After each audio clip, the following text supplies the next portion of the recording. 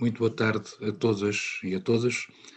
O título da minha intervenção neste congresso é Políticas Públicas de Educação em Tempos de Pandemia, um olhar através da imprensa. A crise pandémica provocada pela Covid-19 originou o fecho e encerramento das escolas, particularmente as escolas, enfim, todas as escolas, mas em particular as escolas do ensino básico e secundário, e a implementação de medidas de ensino online que de alguma maneira evitassem as disrupções da aprendizagem das crianças e dos jovens. Contudo, como sabemos, a complexidade caracteriza não só o trabalho docente e dos responsáveis escolares, mas também do ato de aprender e do ato de estudar, não se compadece de uma transposição entre o que é o ensino presencial e o ensino online.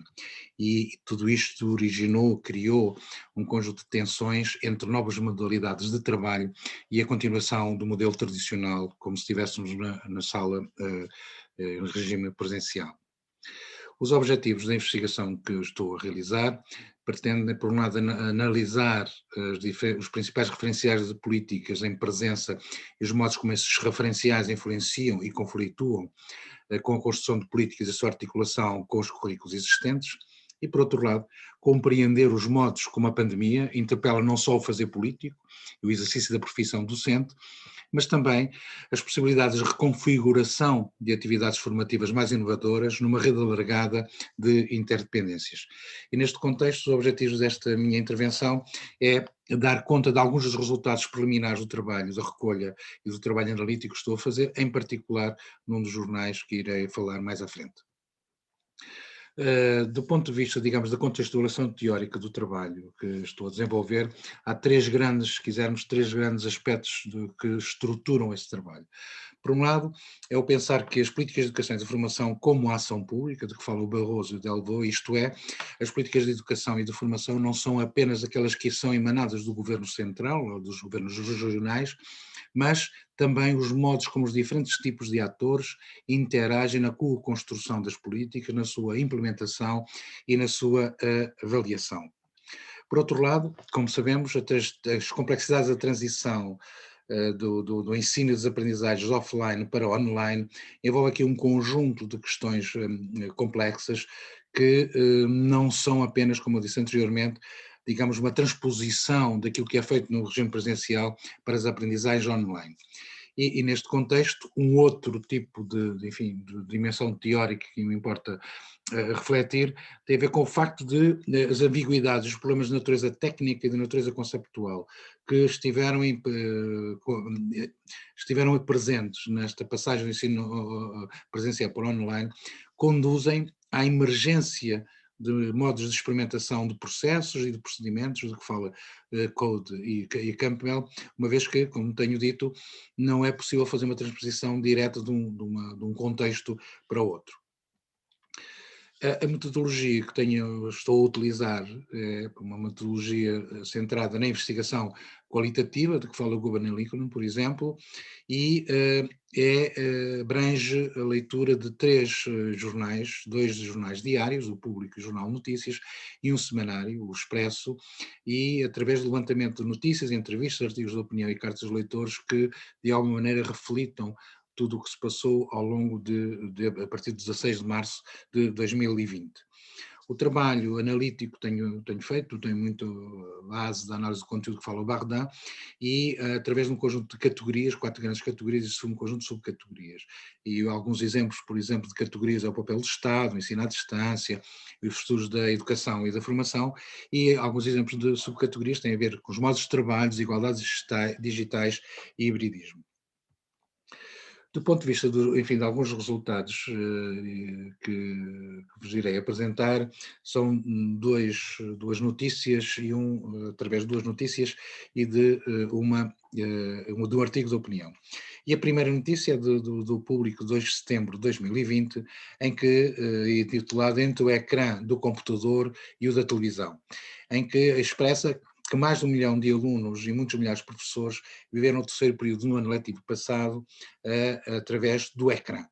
do computador e do ecrã da televisão, e que as escolas tiveram cerca de 3 dias para montar tudo o que se veio a perceber que era residual no seu trabalho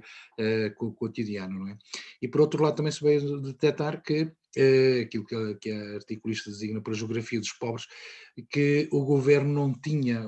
as escolas, melhor dizendo, não estavam equipadas com os materiais suficientes para o desenvolvimento do ensino online, o que conduziu a que se voltasse a retomar as aulas para televisão, que começaram no dia 20 de abril de 2020 para as crianças e jovens do primeiro ciclo até o 10º ano. Uma outra dimensão tem a ver com enfim, um outro artigo do 4 de abril já deste ano, 2021, em que se fala, dá-se voz a um professor de matemática do 6º ano, em que diz que não é só a forma de ensinar que tem que sofrer alterações, são também as avaliações. E escreve nesse artigo que o seu método do professor da avaliação passa pela realização de pequenos questionários através de formulários online, por provas orais e tarefas semanais, etc. Aqui um conjunto de atividades que não se fariam só exclusivamente no interior da sala de aula. E por último aqui um outro artigo de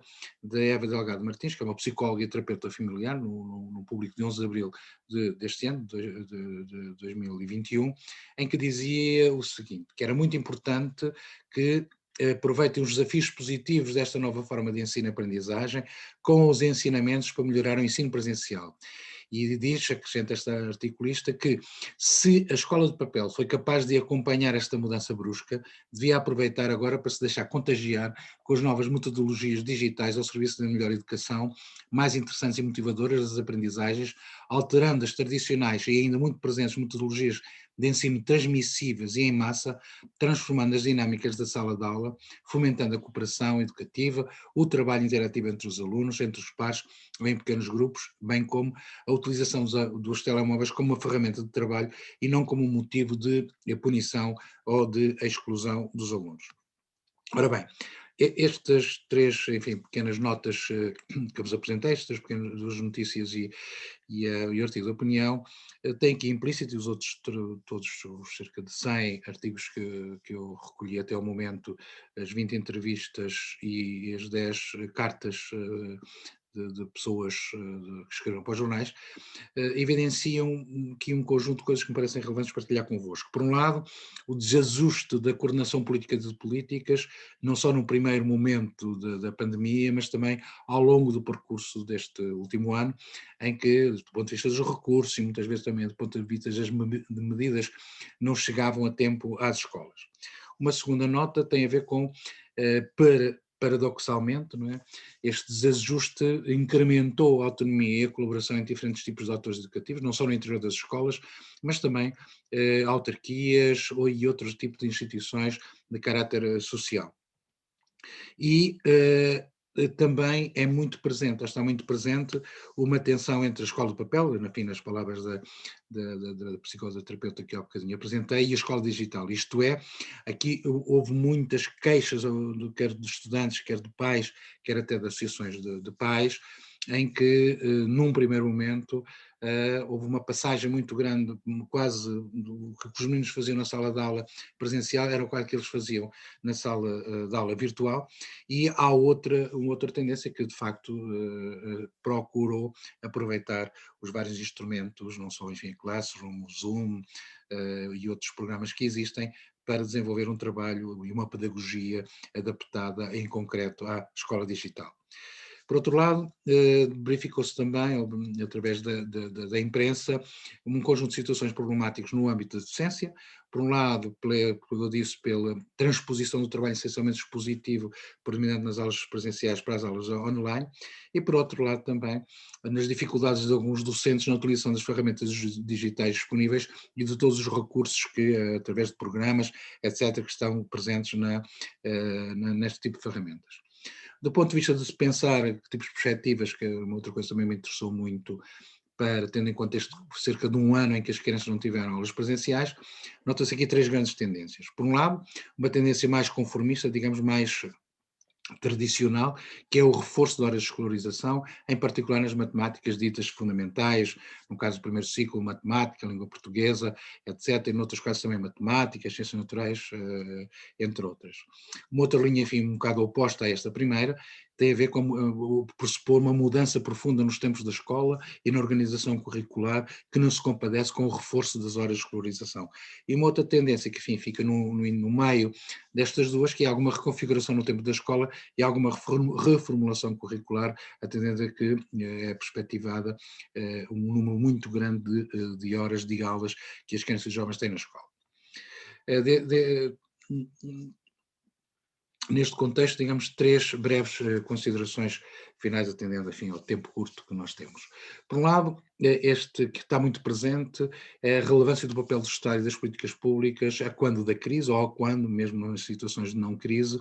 de como elementos reguladores e elementos principais que podem dinamizar e conduzir a determinado tipo de ações no interior das escolas e no interior, e nas relações que estabelecem, das escolas estabelecem com os meios em que estão envolvidos. Uma segunda nota aparece muito presente, que é a necessidade e a premência, melhor dizendo, de reequacionar a função docente, a função dos responsáveis escolares e o sistema educativo português, articulando os diferentes tipos de visões, articulando os diferentes tipos de problemáticas e também potenciando a mobilização de recursos que nem sempre só o Estado Central é capaz de os mobilizar. E uma terceira nota, que aparece também muito presente, esta necessidade de repensar os modos de fazer, implementar e avaliar as políticas públicas e o ecossistema educativo, no sentido de conduzir uma ação formativa mais inovadora, mais criativa e que